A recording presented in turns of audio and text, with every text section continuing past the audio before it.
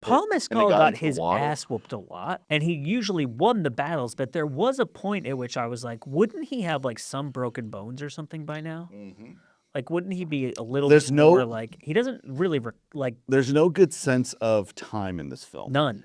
One of the things that felt weird to me about this movie, and I think ties into my point that it feels like Ridley Scott wasn't trying, like, and the script is maybe a little wonky. I didn't really feel like I knew where I was as I was moving through the story. Yeah, the first one did a much better job of like, there's a fight, they win, they're hurt, they go back, you see them training, you see them eating, you see them scheming, you see stuff, The first one just and then you go back to fighting. Because in Rome, it's not like these First of all, very rarely did they fight to the death. right.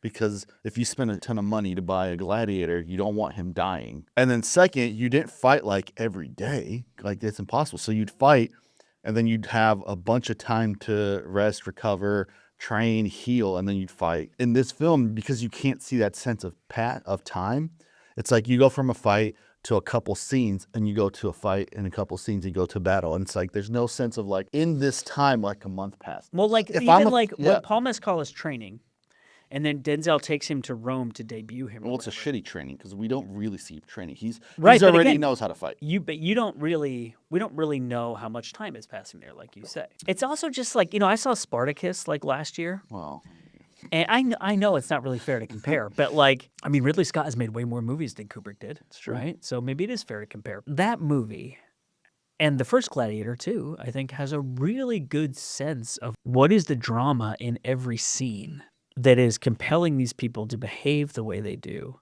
that then necessitates the events that follow after that. And I feel like what they did with this movie was they got a premise that everyone agreed upon, the studio, the director, whatever, the actors.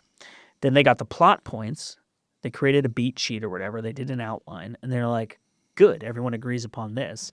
And then instead of finding the organic connective tissue that brings you through those plot points, they just wrote the plot points. And so there's no like the meat of the thing is not there. It's just the skeleton. yeah.